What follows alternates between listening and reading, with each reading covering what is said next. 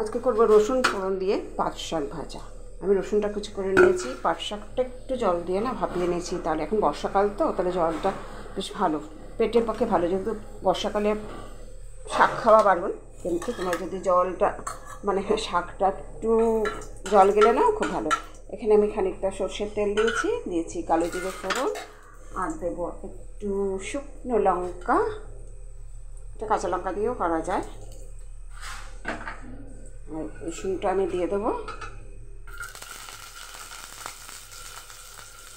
একটু ভাজা ভাজা করবো, খেতে খুব ভালো লাগে। এর মধ্যে পেঁয়াজও দেওয়া যায়, যেহেতু আমি পেঁয়াজ দিয়ে আরেকটা আইটেম করেছি, এই জন্য আমি পেঁয়াজটা স্কিপ করে গেছি। আর এই যে আমি শাকটা একটু ভাপিয়ে নিয়েছি, এবার আমি শাকটা দিয়ে দেবো। স্বাদ মতো নুন, মিষ্টি, হলুদ, আর কিচ্ছু লাগে না।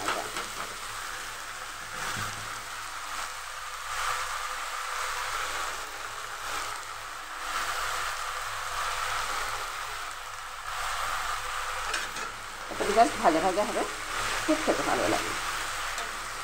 এখন বর্ষার সিজন, পাট শাকে বড়াও খাওয়া যায়।